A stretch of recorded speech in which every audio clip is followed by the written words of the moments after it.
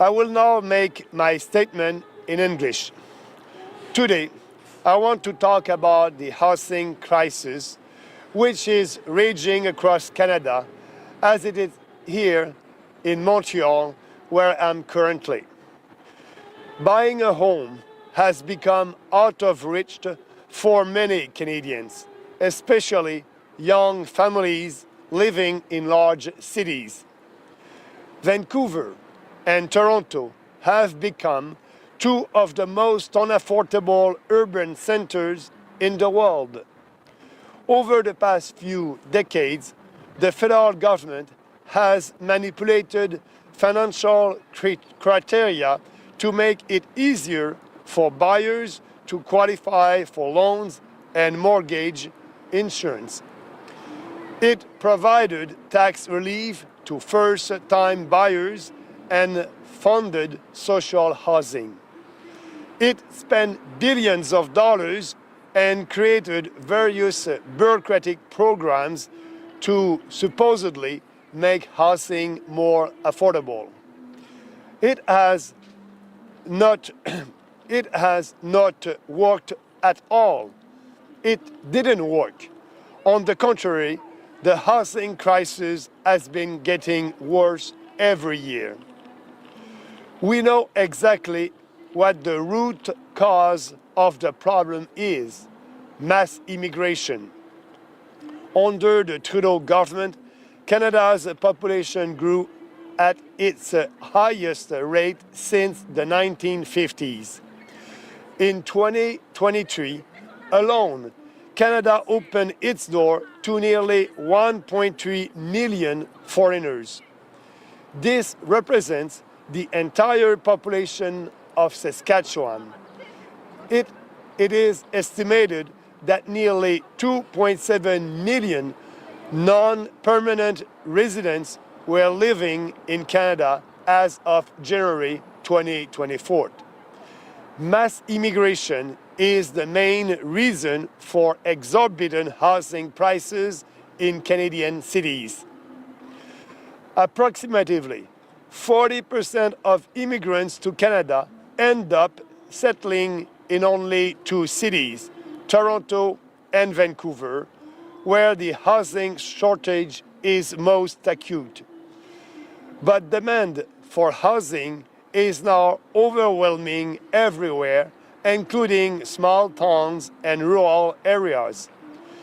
Even if many more homes were built, supply cannot keep up with this exceptional rapid growth in demand.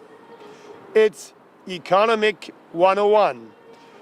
You have to be a complete idiot not to understand that problem. But the entire political and media establishment refused to recognize it until very recently, because it was not politically correct to question the consensus in favor of even more immigration. The People's Party has been talking about this since it was founded more than 6 years ago. We were called racist and xenophobic. But today, everyone is forced to admit that we were right. Today, I'm at Émilie Gamelin Park in downtown Montreal, and behind me is the former hotel at Place Dupuis, which has been converted into a shelter for asylum seekers. As we know, the Trudeau government has literally opened its doors to refugees around the world for many years. Tens of thousands of illegal refugees have entered Canada through the Roxham Road. While Canadians are unable to find affordable housing, governments spend hundreds of dollars every day to house, feed, and provide services for refugees claimant from Africa, Asia, and Latin America at our expense in hotels like this one behind me. This is completely unacceptable. The world is upside down. The Canadian government should work for us, Canadians, not for foreigners.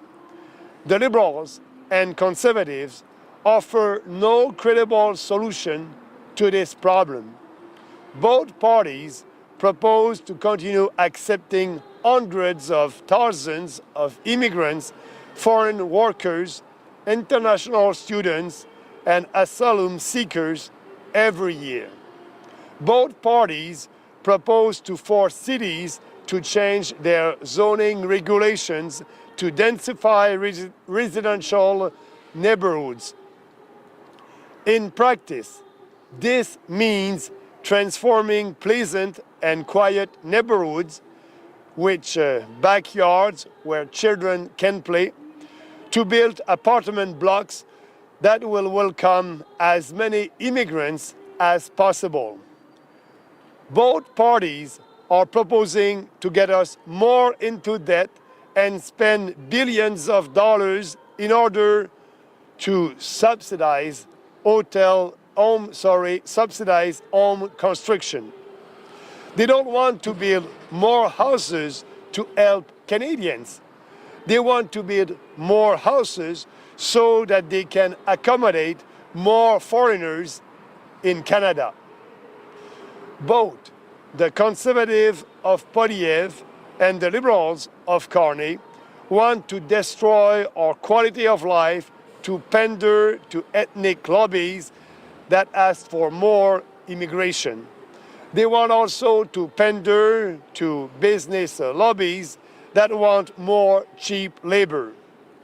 The People's Party is going to solve the housing crisis in the most effective way by imposing a complete moratorium on immigration for as many years as it takes to solve this crisis. We will also deport the hundreds of thousands of foreign workers, fake students, and foreign fake students, like I just said. It is time, yes, it is time to tackle this problem and fix it. It is time for real reforms. It is time for reform with the People's Party. Thank you.